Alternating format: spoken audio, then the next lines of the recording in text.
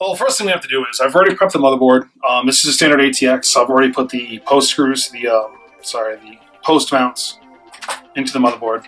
It's really self-explanatory. I didn't figure there'd be a need to show you guys how to do that. First and foremost, now I know this is old school. It's really not needed anymore, but I always hold the chassis. Just hold the chassis for a bit. I know I'm wearing rubber shoes, but just because I'm awesome when it comes to the whole Murphy's Law thing. Alright, I'm going to just take the motherboard. This is super simplistic. Line up the motherboard with the I/O port and drop it in place, like so. Bish, bosh, bash, Bob's your uncle. We are done. Okay, we are aligned. We are good. Now, what I learned about this motherboard is, in order for you to put it on the post screws, you have to take off this shroud. This is an I/O shroud. Yeah, this has to come off before you can mount it to the case, or else you're just going to be frustrated and waste your time. Put the shroud back on, make it look all nice, and we will screw this bad boy down using said M5 screws. It's an awesome little tool here. Now, personally, I usually start by putting one center screw in first, and then I work my way on the outside, and I don't tighten them down until they're all in. There's no real right or wrong way to do it. That's just personal preference.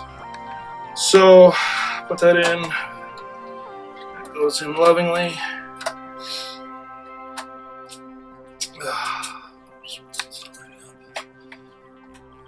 This I/O shield's being a real pain in the butt. Let's use my fingers at first. Sometimes you have to press against the I/O shield because they have this, it's like a foam on it. In order for you to get a good alignment of your holes, you gotta use your other hand, because I'm right-handed. Makes my life easier to screw it in with my right hand. Get it started. Grab your screwdriver. I have a really nice cobalt one at home I should have brought, but I don't have it with me. And in you go.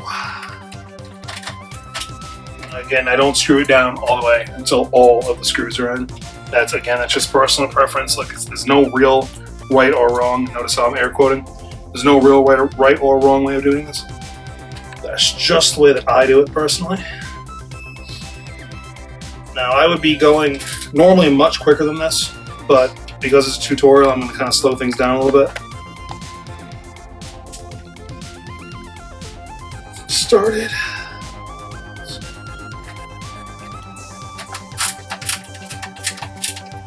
There we go. What I like to do before I even put the motherboard in, I test fit everything. I take a post and I put a screw in, make sure everything threads up correctly. Because you don't want to put the motherboard in, get 8 of the 9 screws in and realize the last one doesn't really fit.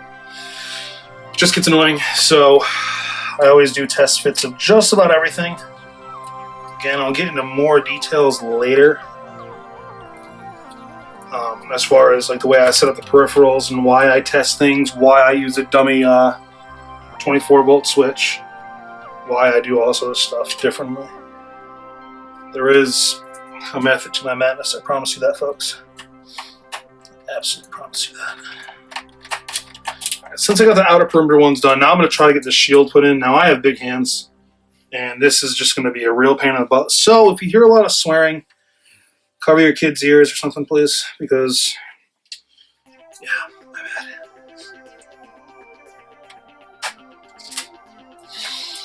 bad. See? That's salt. It's pure salt right there. I am salty. Super salty. Now I gotta figure out a way to get the screw out from underneath the motherboard. If not, guess where that screw is living? Let's try that again. Another screw. Of course, the screwdriver isn't really the most primo thing I've ever used in my life, but hey, make do with what you got. Alright, second chance. Woohoo! That one's on. Now I do this one. Now you guys can fast forward this, because literally I'm just screwing things. It's a lot of fun. But, yeah, I mean, this is really the most basic part, if not the most annoying part of the entire build. Again, I have big hands. You know what they say about big hands, folks, right? Big gloves, don't think that way.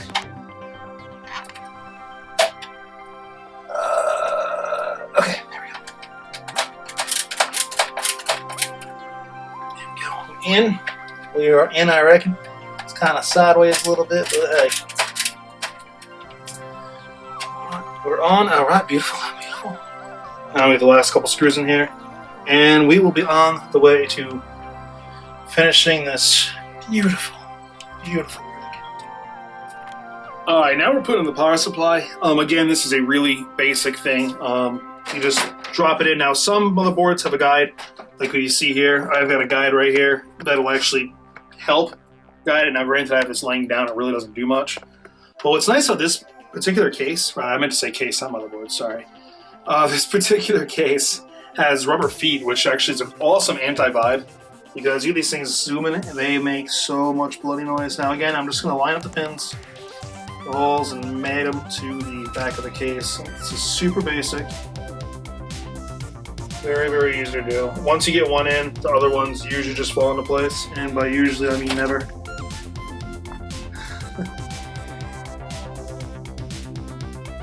This is a Raid Max power supply, Raid Max Vampire, as I said in the beginning of the introduction. This is I mean, I've heard nothing bad about them. Now, I am an EVGA fanboy. Everything I own is EVGA. From the power supply to my graphics cards. You know, I prefer EVGA. But they can be a bit on the pricey side. You can definitely get more elsewhere if you're not looking to spend a lot, but I know EVGA very well, and I trust them in all of my builds. So that's just the only reason I do it. I heard good things about this particular power supply. That's why I went with it for Jakobs build. It looks really good. It matches really, really well. Good matchy-matchy with this case. I mean, you can't beat matchy-matchy. In my opinion, I mean, that's a huge thing for me. We'll put links in the bottom of the video so you can take a look at my build that I have. It's on our Get Tech website. I kind of have it, the whole Ghostbusters ecto cooler thing. You can thank Bazinga for that. He gave me the idea. That was all him. I originally just wanted to go other colors, but this isn't about me today. All right, that's it. Power supply is installed. Now, this is a semi-modular power supply, meaning the motherboard connectors, and I believe, I want to say the CPU, yeah, and the CPU are already kind of attached onto the power supply itself. It's good and it's bad. The good thing is these ones are super long. The bad thing is they're going to be really difficult to route because these are very stiff and these aren't really bendy, so I'm going to have to find a way to route these at the back. Figure something out. Should work. It's got a long way to go to the top. But yeah, next couple episodes I should be routing this thing and I'll show you guys exactly how to do that, what I personally do. Luckily for me, I brought an extension pin because I figured we were going to have an issue with this. So I brought my own extension, which I'm probably going to have to use.